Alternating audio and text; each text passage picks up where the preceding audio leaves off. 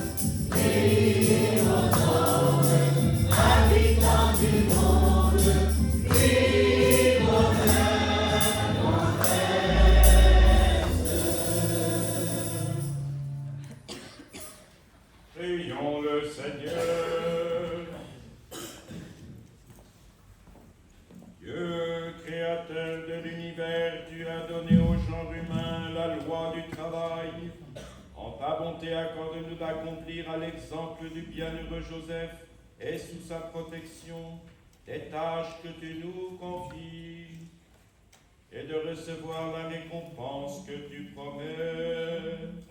Par Jésus-Christ, ton Fils, notre Seigneur, qui vit et règne avec toi dans l'unité du Saint-Esprit, Dieu pour les siècles des siècles.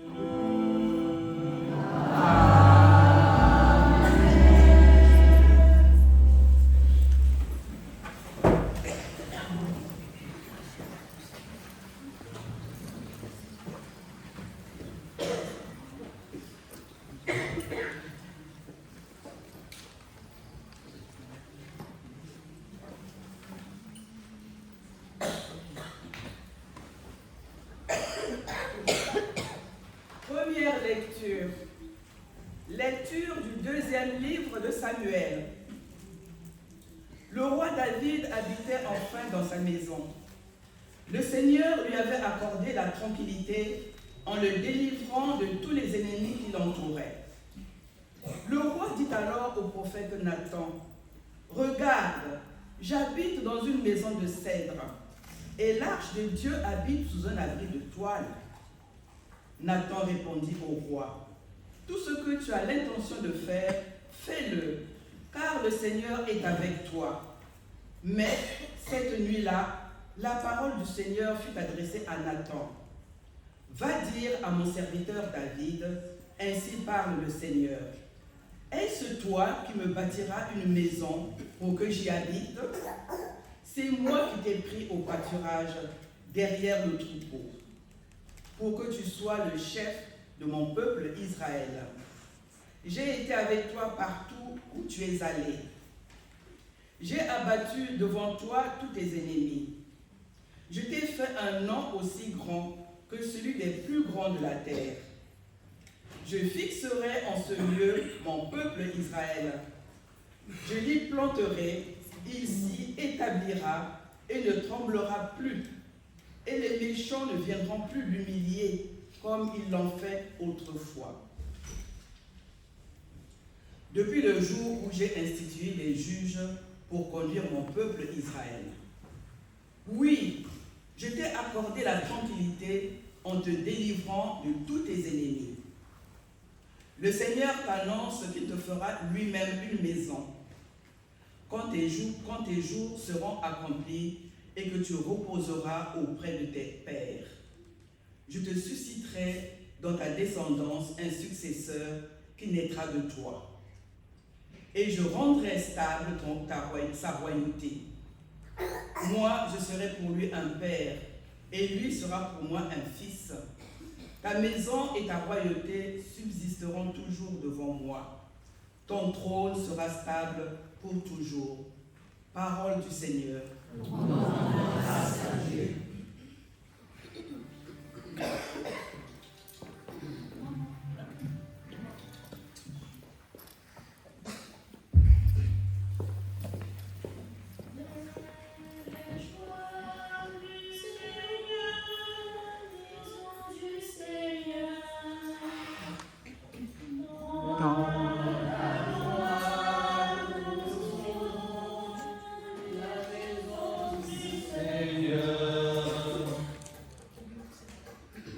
L'amour du Seigneur, sans fin je le chante.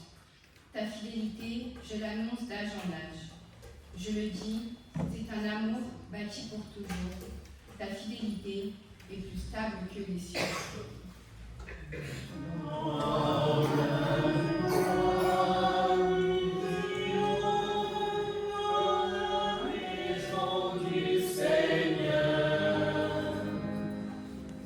Avec mon élu, j'ai fait une alliance, j'ai juré à David mon serviteur.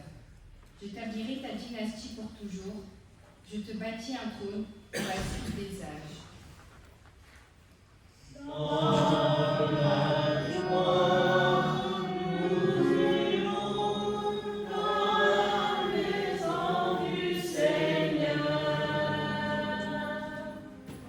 Il me dira, tu es mon Père, mon Dieu, mon roc et mon salut. Sans fin, je lui garderai mon amour. Mon alliance avec lui sera fidèle.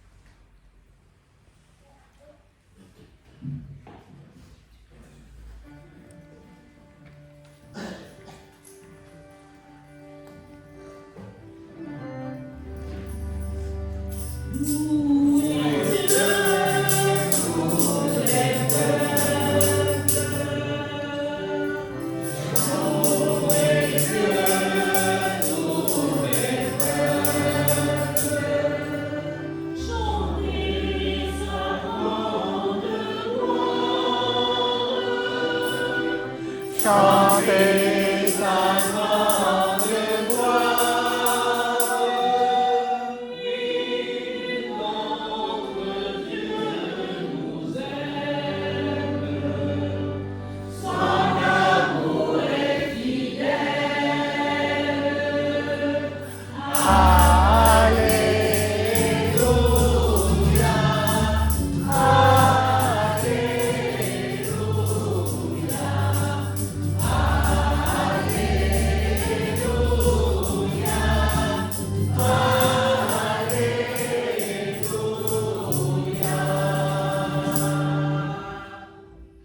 Voici la servante du Seigneur, que tout m'advienne selon ta parole.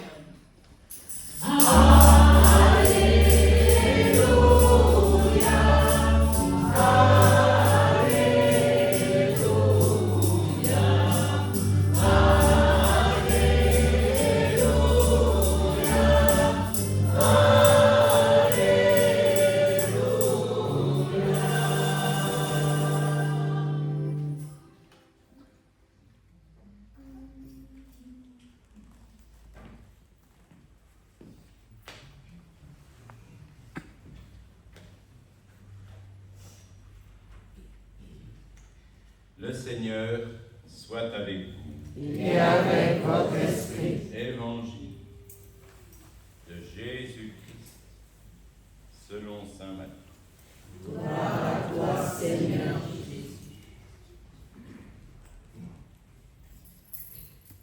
Voici comment fut engendré Jésus-Christ. Marie, sa mère, avait été accordée en mariage à Joseph. Avant qu'ils aient habité ensemble, elle fut enceinte par l'action de l'Esprit Saint. Joseph, son époux, qui était un homme juste et ne voulait pas la dénoncer publiquement, décida de la renvoyer en secret. Comme il avait formé ce projet, voici que l'ange du Seigneur lui apparut en songe et lui dit : « Joseph, fils de David, ne crains pas de prendre chez toi Marie, ton épouse, puisque l'enfant qui est engendré en elle vient de l'Esprit Saint. Elle enfantera un fils et tu lui donneras le nom de Jésus, c'est-à-dire le Seigneur sauve. Car c'est lui qui sauvera son peuple de ses péchés. Cela est arrivé pour que soit accomplie la parole du Seigneur prononcée par le prophète. Voici que la Vierge concevra et elle enfantera un fils. On lui donnera le nom d'Emmanuel, qui se traduit Dieu avec nous. Quand Joseph se réveilla, il fit ce que l'ange du Seigneur lui avait prescrit. Il prit chez lui son épouse. Acclamons la parole de Dieu.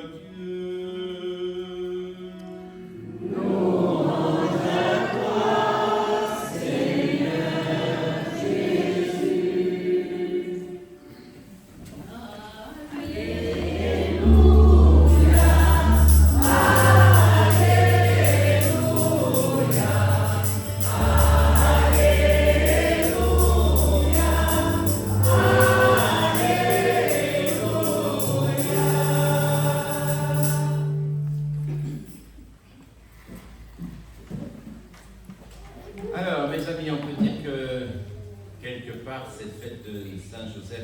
1er mai dans votre église Saint-Joseph, elle a doublement du sens parce que les travaux ont commencé.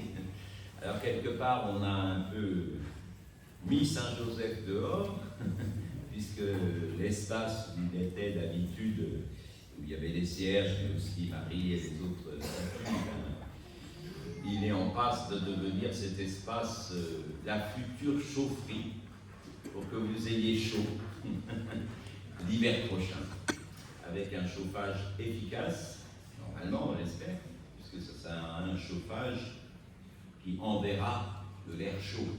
Parce que pour le moment, le chauffage de Saint-Joseph, c'est un chauffage électrique au sol qui coûte très très cher et en plus qui ne chauffe quasiment rien. Donc, on va confier à Saint-Joseph ces nouveaux travaux pour que l'Église soit encore plus belle, encore plus accueillante, encore plus chaleureuse et qu'on puisse accueillir plein de monde. Donc c'est bien. Parce que Saint-Joseph, lui, s'y connaît en matière de travaux. Hein. Et puis, je trouve ça très émouvant. Parce qu'au-dessus de nous, il y a des poutres. Je crois que c'est une technique du lamellé-collé. Et c'est assez bien. C'est des poutres qui s'envolent. Et, encore une fois, Saint-Joseph, il sait ce que c'est que le travail du bois, puisque ce qu'on sait de lui, c'est qu'il était charpentier. En fait, dans le grec, c'est écrit teknon. Teknon, ça veut dire plusieurs choses en grec. Ça veut dire le charpentier, mais ça veut dire aussi un peu l'architecte. Et ça veut dire celui qui travaille le bois, qui conçoit les maisons, parce que vous savez, une charpente, c'est pas seulement un décor, voilà, pour s'abriter du soleil et de la pluie. En fait, ça tient la structure. Une charpente, c'est ce qui permet au mur de tenir aussi. Mais on utilise aussi ce mot en grec pour parler des charpentiers de marine. D'ailleurs, on dit charpentier de marine, pour ceux qui construisent des bateaux. Et quand plus tard, Jésus va commencer son ministère, il va sortir de Nazareth pour aller au bord du lac, on va le reconnaître comme le fils de Joseph. Ça veut dire que Joseph était connu, puisque la référence c'est pas « Ah tiens, Jésus est le... » Enfin, Joseph est le fils de Jésus, non. D'abord, c'est Joseph qui est le plus connu. Et on peut imaginer que s'il est connu au bord du lac, peut-être que c'est parce qu'il est venu construire des bateaux, des barques. Parce qu'il faut être très malin pour construire des bateaux. C'est une structure en bois, il faut bien ajuster, surtout à l'époque, évidemment, il n'y a pas de boulon, tout est en tenon, en mortaise, et tout, c'est au millimètre près, quoi. Donc, peut-être c'est pour ça. La réputation de Jésus a bien commencé parce qu'on l'a reconnu comme le fils de Joseph. Joseph était un homme juste. Alors de Saint-Joseph, c'est vrai qu'on ne sait pas énormément de choses, mais en même temps, on sait assez de choses pour que, par exemple, notre pape François a voulu qu'on le dise, qu'on le nomme désormais à chaque prière eucharistique. Avant, c'était juste à la prière 1, maintenant, c'est à toutes les prières. On va nommer Saint-Joseph, et qu'il est considéré comme le protecteur de l'Église. Ah oui, parce que en tant que père de la Sainte Famille, il est le père de la toute première Église. La toute première Église, c'est Marie, Joseph et Jésus. Donc il est le protecteur de la première Église, et donc il est toujours le protecteur de notre Église. Donc, c'est très bien. Alors on a lu aujourd'hui des textes qui sont en fait les textes du 19 mars, de la fête de Joseph comme époux de Marie. C'est le choix que vous avez fait, mais pourquoi pas, c'est pas très grave. Alors d'abord dans la première lecture, c'est quelque chose qui se passe bien avant Joseph. Vous savez, c'est David qui a une bonne idée. Il dit, je vais construire une maison pour le Seigneur, pour enfermer, pour protéger l'arche de Dieu. Parce que l'arche de Dieu, elle était toujours sur une tente. Quelque part, les Hébreux étaient restés un peu des nomades, sauf qu'avec la conquête de Jérusalem, par David, eh bien, il commence à s'installer. Et quand on s'installe, eh bien, on commence à construire des maisons. Et on veut des maisons de plus en plus belles, n'est-ce pas, pour montrer un peu aux voisins qu'on a mieux réussi que l'autre, puisqu'on a fait une belle maison. Depuis toujours, c'est comme ça. Et alors, pour Dieu, qui est au-dessus de tout, on se dit, ben, il faut lui construire une très, très, très, très belle maison, plus grande que les autres, tout ça, pour la maison de Dieu. On dit ça, hein, quelquefois, que les églises, c'est des maisons de Dieu. Mais franchement, est-ce que vous pensez qu'on peut enfermer Dieu dans une maison? Ah non, évidemment pas. Le Seigneur, par exemple, il est là présent dans l'Eucharistie, dans ce tabernacle très original qui est en forme de planète. Mais croyez-vous qu'on va l'enfermer là, qu'il reste bien tranquille là? Non, bien sûr qu'on va l'emmener avec nous tout à l'heure. Hein. On va être des tabernacles vivants. C'est nous la présence de Dieu. On va être habités par la présence de Dieu. D'ailleurs, les premiers chrétiens ont longtemps résisté à faire des maisons. D'abord parce qu'il y a des maisons pour Dieu, des maisons de Dieu, des églises, quoi.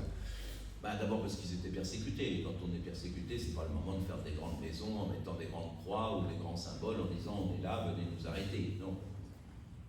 On est discret, on se réunit chez les uns, chez les autres. Donc ce n'était pas le plus important de construire des maisons. Les églises, les maisons d'église, on a commencé à les construire après les persécutions et quand ça allait mieux, quoi, pour dire, voilà, c'est plus pratique, on va faire des lieux dédiés. On appelle quelquefois les églises maisons de Dieu, très bien, mais sans oublier qu'on n'enferme pas Dieu dans une maison. C'est peut-être la différence vraiment fondamentale qu'il y a entre les églises et les temples. Je veux dire les temples non chrétiens, les temples, on va dire païens. C'est un petit peu péjoratif de dire païens, mais dans les temples païens, qu'est-ce qui se passe? On fait une statue pour le Dieu ou la déesse, et puis on lui fait des offrandes. On lui fait des offrandes. Dans le meilleur des cas, on lui offre des fleurs, des fruits, des belles choses, quoi. Parfois, on fait des sacrifices d'animaux, hein, je sais pas moi, des oiseaux, des moutons, des bœufs pour les gens très riches. Et on s'imagine que ces cadeaux, quelque part, ils vont plaire au Dieu ou à la déesse et, quelque part, ils vont le calmer. Hein, parce que le Dieu ou la déesse, on en a toujours un peu peur. Donc c'est des offrandes pour le calmer. Chez les chrétiens, c'est pas tout à fait pareil. D'autant plus que dans le pire des cas, il y a des religions païennes où les offrandes, c'était plus seulement des fleurs, des fruits ou des animaux. C'était carrément des humains. On a fait beaucoup de sacrifices humains. Et depuis le sacrifice d'Abraham, où Dieu a empêché de sacrifier son fils Isaac, c'est interdit, proscrit, absolument proscrit de sacrifier un humain au nom de Dieu. Donc, c'est clair, on ne fait plus de sacrifice humain. Donc, les maisons de Dieu, aujourd'hui, chez les chrétiens en tout cas, c'est surtout la maison des hommes, la maison pour que les hommes se rassemblent au nom de Dieu. Je me souviens le chant qui avait été créé, inventé pour l'inauguration de la cathédrale d'Évry, donc ça remonte à bientôt 30 ans, c'était « Maison de Dieu, maison des hommes ». Et ça, c'est très juste. Parce que on n'enferme pas Dieu, on n'isole pas Dieu, on n'a pas à avoir peur de Dieu. Et il reste dans chacun de nous quelque chose de mentalité un peu païenne, où on a peur de Dieu, on lui offre des trucs pour qu'il nous laisse tranquilles. Vous savez ce qui a donné en latin l'espace sacré pour le Dieu ou la déesse, vous savez, ça s'appelle le phalon. C'est pas très grand, puisqu'il n'y a que la statue du Dieu, l'espace pour la statue du Dieu. Et ce qu'il y a devant le phanum, en latin, ça s'appelle le profanum. C'est ce qui a donné le mot profane. Voilà. Donc il y a le sacré et le profane. Chez les chrétiens, on ne sait plus très bien où est la frontière entre le profane et le sacré. La preuve, cette fête qu'on célèbre aujourd'hui, Saint Joseph Travailleur, il nous dit que, cette fête nous dit que le travail aussi c'est important, et c'est même un peu sacré, parce que par le travail, même le travail le plus simple, le plus quotidien, je ne sais pas moi, faire la vaisselle, faire le ménage, je ne sais pas quoi, tout ça, ça participe de la création de Dieu.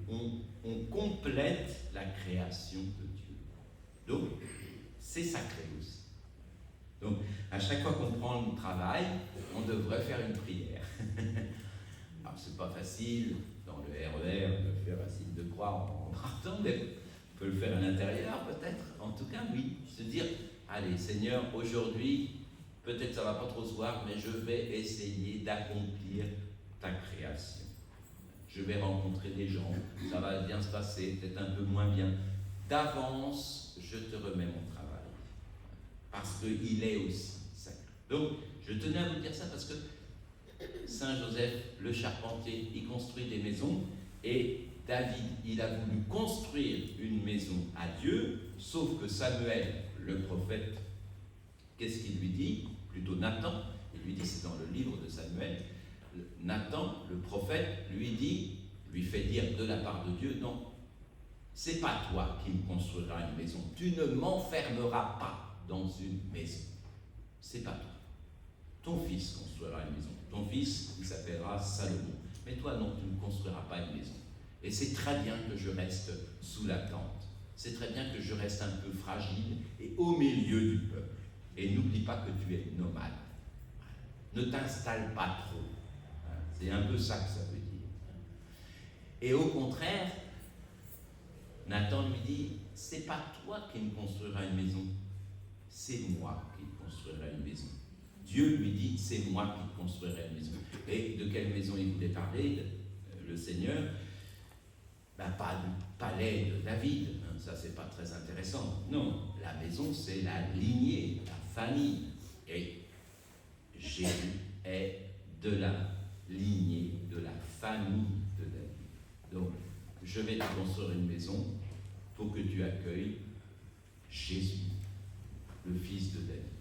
Et Jésus est fils de David des deux côtés, du côté de Marie et du côté aussi de Joseph. Mais comme c'est dans ces pays d'Orient le père qui compte, c'est important que Joseph soit de la lignée de David, pour que, aux yeux des gens, il soit bien le fils de David. Arrière, petit-fils, mais de la lignée de David. Donc, voilà la volonté de Dieu. Nous, on fait des choses, on veut faire des choses, on veut travailler. Se demander, est-ce que c'est vraiment la volonté de Dieu? C'est moi qui te construirai une maison. Très bien. Et puis, on a réentendu dans l'évangile de saint Matthieu l'histoire de l'annonce faite à Joseph. Alors, je vous ai déjà fait plusieurs fois des commentaires sur cet évangile qui me bouleverse à chaque fois. Ça me fait pleurer à chaque fois, cet évangile, vraiment.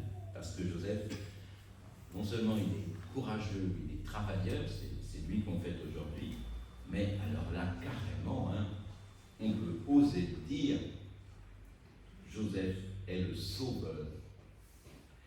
sauveur de Marie, puisqu'il accepte de recueillir Marie qui est en danger de mort, puisque une jeune fille qui est enceinte et qui est répudiée, ça veut dire qu'elle est adultère aux yeux des gens, elle va être réputée adultère. Et vous savez très bien ce qu'on peut faire, ce qu'on pouvait faire à l'époque aux femmes adultères, aux femmes même réputées adultères. C'était carrément une condamnation à mort. Et quand dans le texte on dit Joseph, ne comprenant pas ce qui se passe, a émis le projet de la répudier en secret, Qu'est-ce que ça veut dire, répudier une femme enceinte en secret? De toute façon, le bébé, il va finir par arriver, ça va finir par se voir. Donc, évidemment, elle est menacée, elle est condamnée maintenant. Et c'est terrible, hein, on tremble. Voilà ce à quoi Marie, notre très sainte Vierge Marie, a été menacée. Eh bien, Joseph va la sauver. Ne crains pas de prendre chez toi Marie. L'enfant qu'elle porte est saint. Oui, c'est bien de l'entendre, mais il fallait quand même un immense courage pour le faire, pour le croire, hein, et pour le faire. Donc ça, c'est merveilleux. On ne remerciera jamais assez Joseph d'avoir fait cela. Et ça fait partie de son travail. Du coup, Joseph travailleur, c'est celui qui va nourrir cette sainte famille dont il est responsable et qui l'a même sauvée. Parce que, je vous rappelle, en sauvant cette femme enceinte qui s'appelle Marie, évidemment, il sauve aussi l'enfant qu'elle porte. Donc il sauve Jésus. Joseph sauve Jésus. Il est le sauveur de Jésus. Et Jésus, c'est pas seulement un petit enfant dans le sein de la Vierge Marie, de Marie, hein. C'est le Fils de Dieu, le Fils du Très-Haut.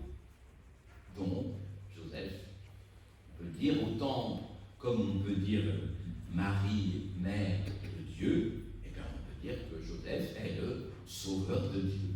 Il faut oser le dire. Joseph est le sauveur de Dieu.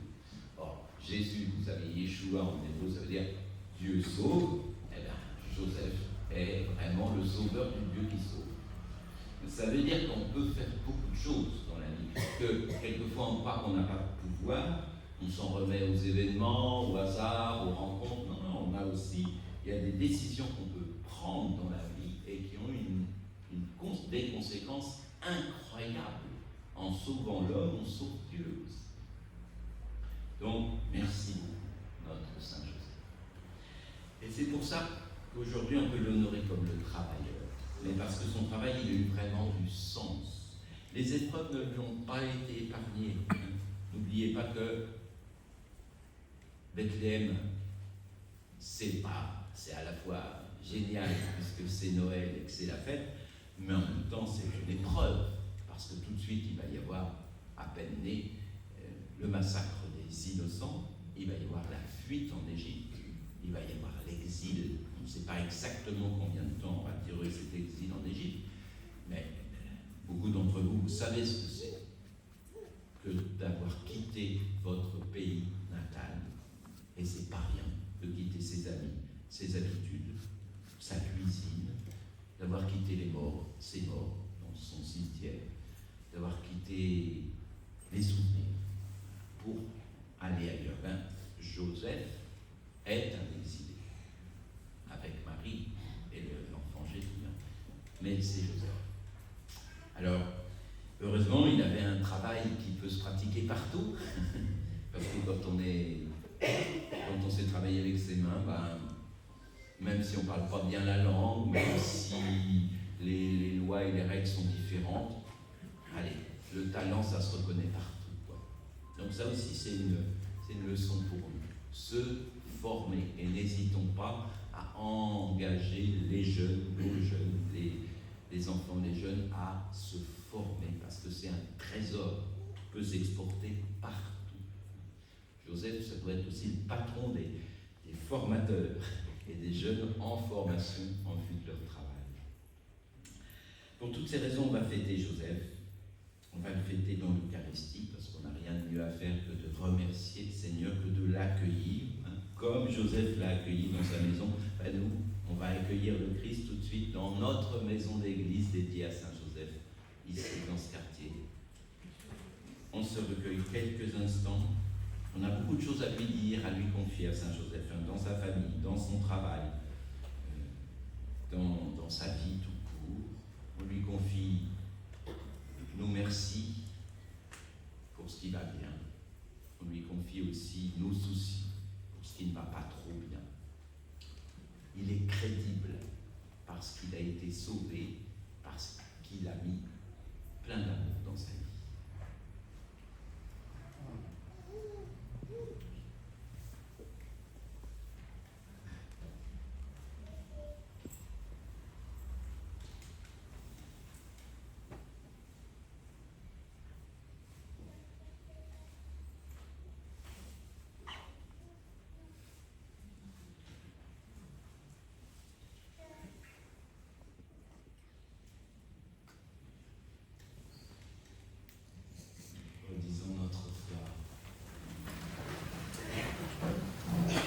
Je crois en Dieu, le Père Tout-Puissant, Créateur du ciel et de la terre, et en Jésus-Christ, son Fils unique, notre Seigneur, qui a été conçu du Saint-Esprit, est né de la Vierge Marie, a souffert sous Ponce Pilate, a été crucifié, est mort, et a été enseveli, est descendu aux enfers, le troisième jour est ressuscité des morts, est monté aux cieux, est assis à la droite de Dieu, le Père Tout-Puissant. Lui viendra juger les vivants et les morts. Je crois en l'Esprit Saint, à la Sainte Église catholique, à la communion des saints, à la rémission des péchés, à la résurrection de la chair, à la vie éternelle. Amen. Asseyons-nous quelques instants, mes amis, pour partager nos intentions de prière.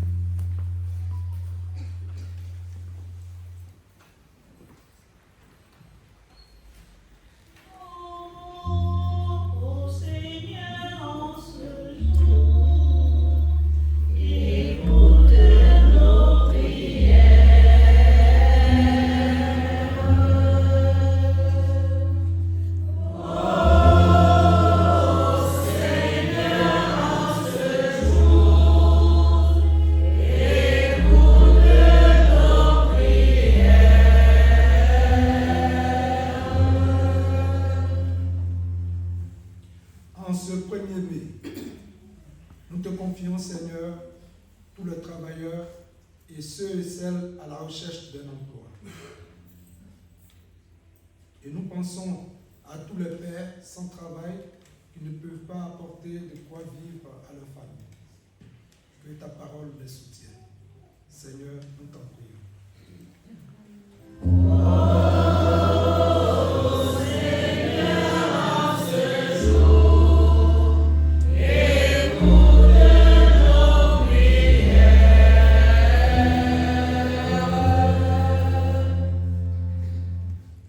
ஆண்டவரில் நம்பிக்கை கொள்வோரை அவரது பேரன்பு சூழ்ந்து நிற்கும். இன்று இங்கு ஒன்று கூடியுள்ள அனைத்து குடும்பங்களையும் ஆசீர்வதித்து அவர்களின் வேண்டுதல்கள் நிறைவேறவும், வர இயலாத பிள்ளைகளுக்காகவும் பெரியோர்களுக்காகவும் அவர்களின் எல்லா நலன்களுக்காகவும் விசேஷமாய் நம் கோவிலின் விழா நாயகருமான நமது பாதுகாவலருமான திருக்குடும்ப தலைவருமான புனித சூசேப்பரின் வழியாக எங்கள் முழு மனதோடு இறைவா உம்மை மன்றாடுகிறோம். எங்கள் மன்றாட்டை கேட்டருளும்.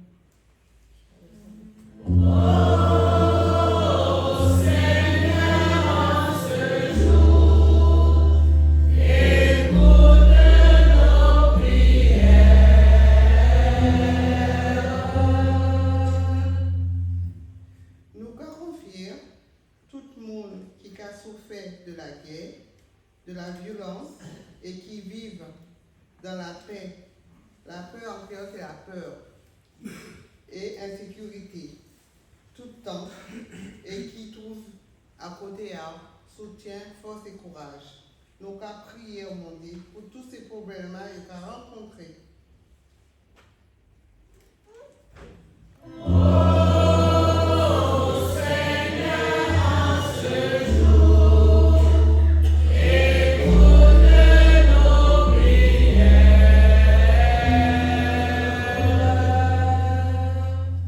Nós te confiamos, Senhor, os batizados e os confirmados dessas últimas semanas, que eles acham em ti a força a ser fiéis e encontrarem testemunhos felizes e missionários da boa esperança.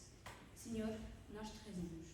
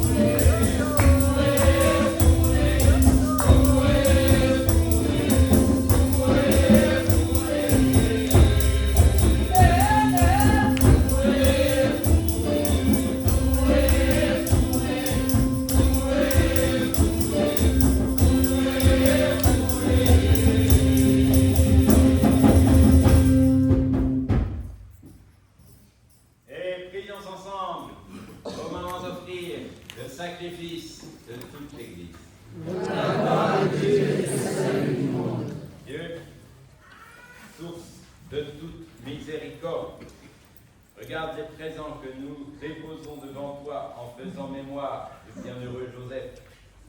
Dans ta bonté, permets que ces offrandes deviennent le secours de ceux qui te supplient. Par le Christ notre Seigneur. Amen.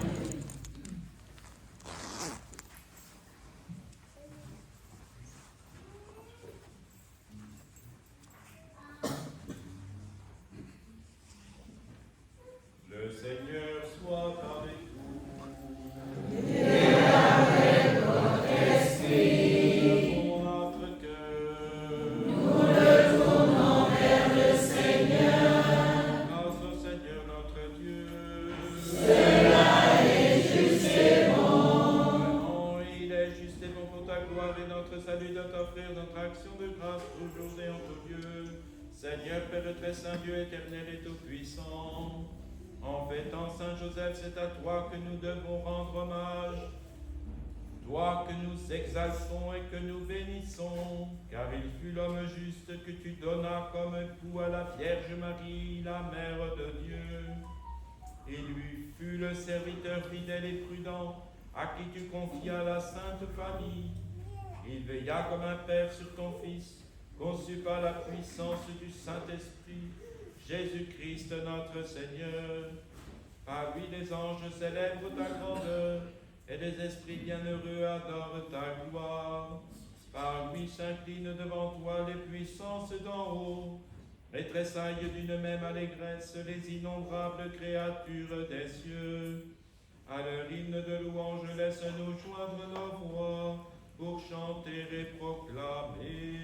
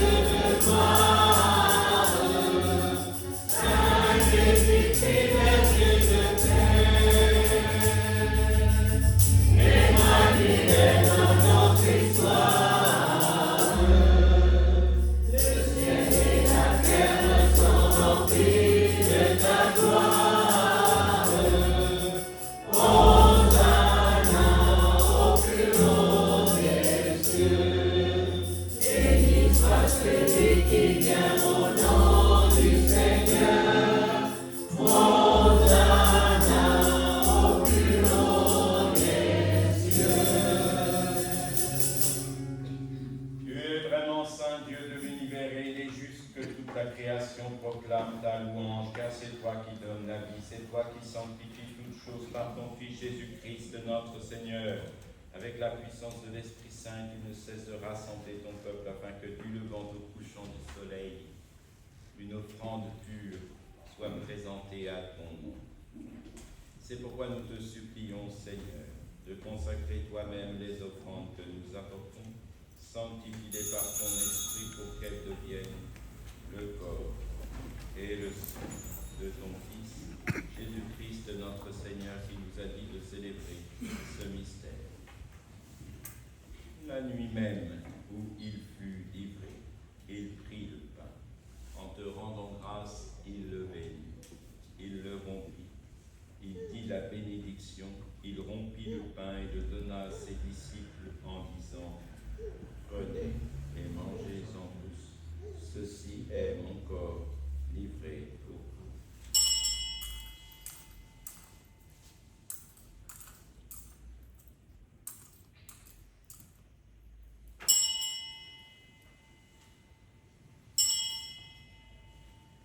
De même, après le repas, il prit la coupe. En te rendant grâce, il dit la bénédiction et donna la coupe à ses disciples en disant « Prenez et buvez-en tous, car ceci est la coupe de mon sang, le sang de l'alliance nouvelle et éternelle, qui sera versé pour vous et pour la multitude en rémission des péchés.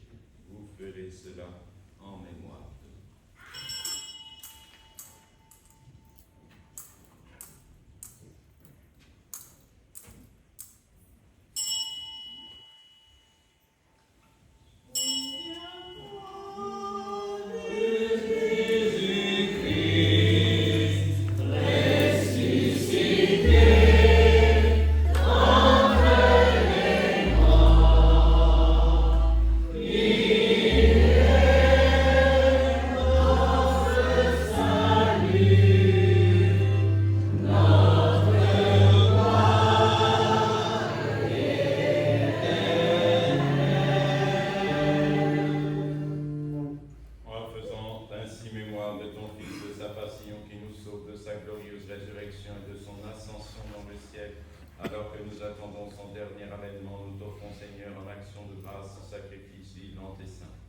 Regarde, nous t'en prions, l'oblation de ton Église et daigne reconnaître ton Fils qui, selon ta volonté, s'est offert en sacrifice pour nous réconcilier avec toi.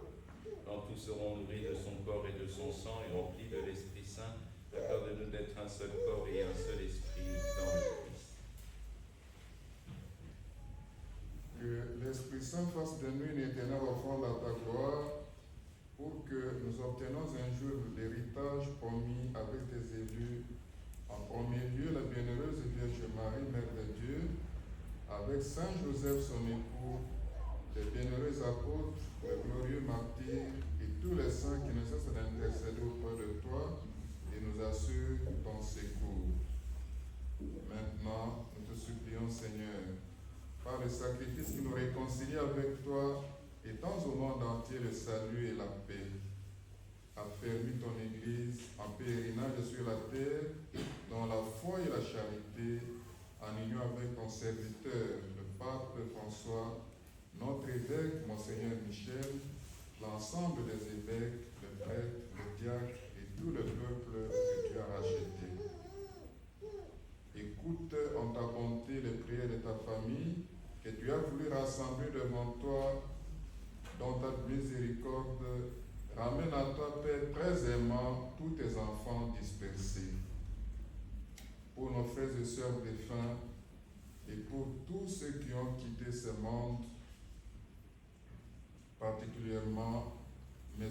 Paul Cadez, Marie-Alexandre Pascal, Claude Radinoda, Jean-Paul Sof Michel. Nous t'en prions pour ces femmes et ces hommes qui ont quitté ce monde et dont ta bienveillance accueille-les dans ton royaume, où nous espérons être comblés de ta gloire, tous ensemble pour l'éternité, par le Christ notre Seigneur, par qui tu donnes au monde toutes tes grâces et tout bien.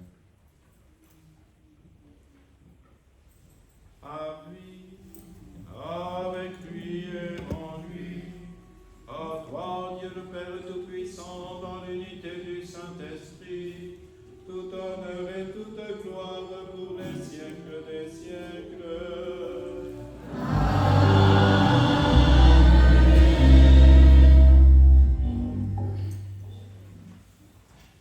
Comme le Seigneur Jésus nous l'a appris, comme il a eu l'intuition de nous rappeler que Dieu était Père, en voyant le visage, en ayant le souvenir du visage de Joseph, ensemble, nous osons dire. Notre Père, qui es aux cieux, que ton nom soit sanctifié, que ton règne vienne, que ta volonté soit faite sur la terre comme au ciel. Donne-nous aujourd'hui notre pain de ce jour. Pardonne-nous nos offenses, comme nous pardonnons aussi à ceux qui nous ont offensés. Et ne nous laisse pas entrer en tentation, mais délivre-nous du mal. Délivre-nous de tout mal, Seigneur, et donne la paix à notre temps. Soutenus par ta miséricorde, nous serons libérés de tout péché, à l'abri de toute épreuve, nous qui espérons le bonheur que tu promets et l'avènement de Jésus-Christ, notre Sauveur.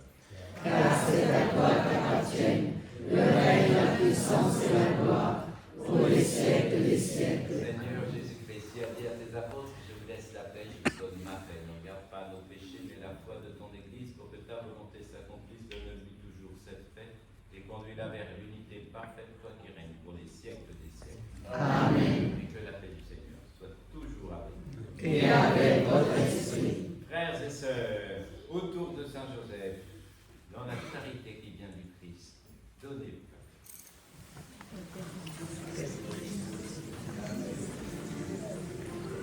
La paix du Christ à toute terre.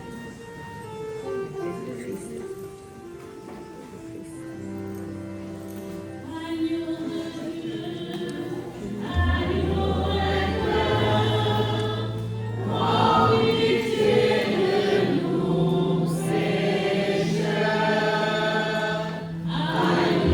de Dieu.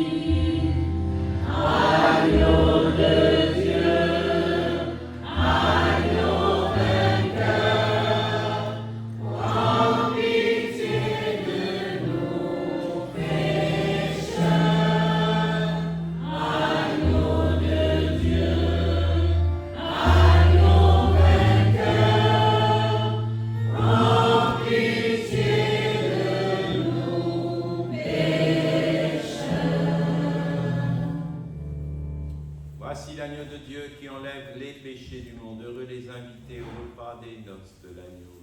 Seigneur, je ne suis pas digne de te recevoir, mais dis seulement une parole et je serai guéri.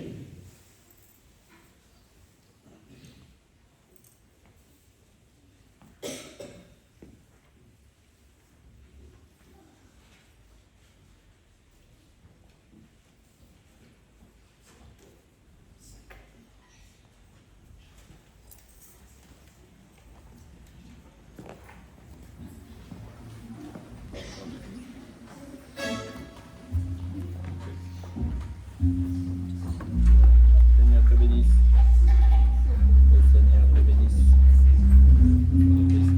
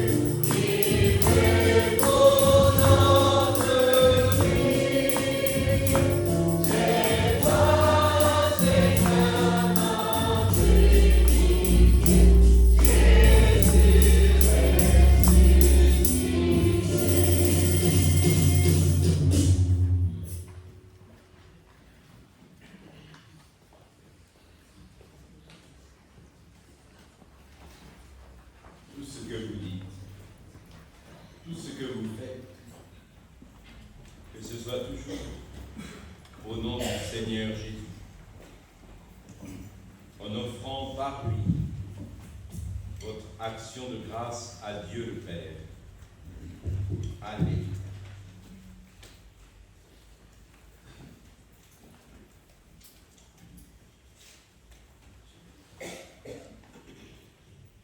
Seigneur, tu nous as rassasiés des joies du ciel et nous te supplions encore. Fais-nous témoigner comme le bienheureux Joseph de la charité que tu as répandue dans nos cœurs. Et nous goûterons pour toujours le fruit de la paix. Par le Christ, notre Seigneur. Amen. On peut s'asseoir quelques instants. J'imagine qu'il y a des annonces locales. Je vous en prie. Action de grâce à nos vies. Pour remercier aujourd'hui. Il fait beau, c'est férié, c'est printemps. Et c'est Saint-Joseph.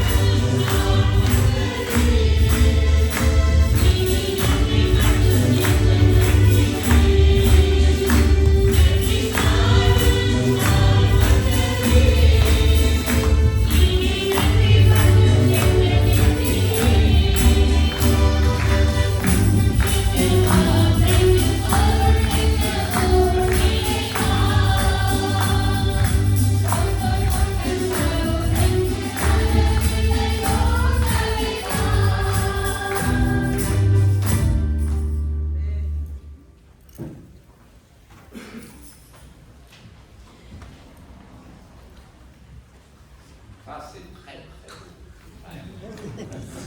On est au ciel. Non seulement vous êtes magnifiques, on dirait des fleurs. En plus, c'est des fleurs qui chantent. Alors, il va y avoir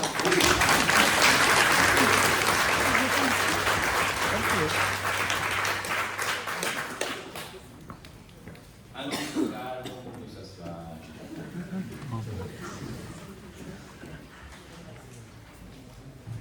Bonjour à toutes et tous. C'est la 14e année que l'église Saint-Joseph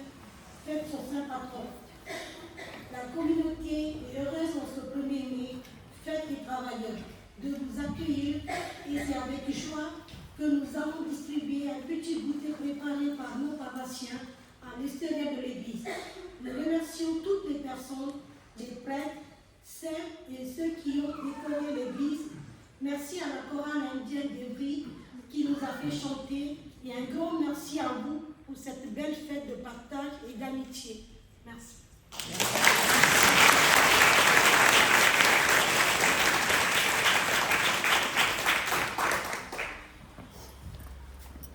Et alors, il faut remercier en particulier les chorales qui sont venus aujourd'hui.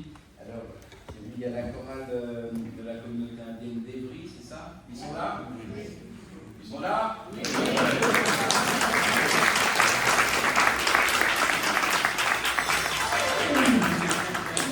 J'ai fait un grand voyage depuis Evry, parce que Evry et Corbeil, c'est pas pareil. Nous, on aime bien Corbeil, mais on aime bien lui. Voilà. Et donc, je crois que vous vous réunissez habituellement à la cathédrale, au Notre-Dame d'Espérance, à la cathédrale. Et dans la Notre-Dame d'Espérance, un peu partout. Un peu partout. Très bien. Voilà. Très bien. Très heureux. Voilà. Il y a aussi la chorale des anges de Saint-Joseph. Alors.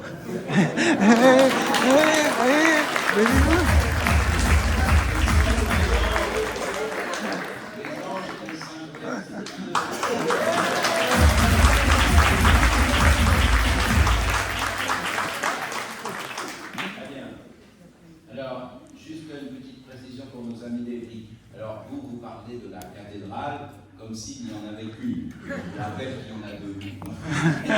Et que la première, elle est à Corbeil.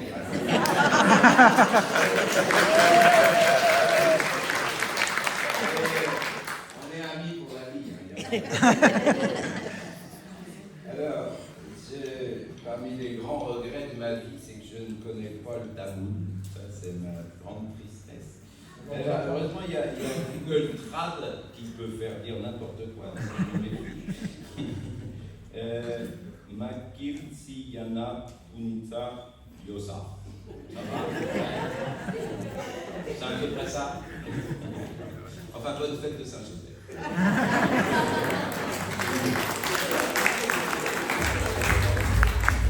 On va recevoir la bénédiction solennelle du jour pour les saints. Encore une fois, André, je pense que c'est la première fois que je vois c'est extraordinaire. Tu gardes ça dans ta tête toujours.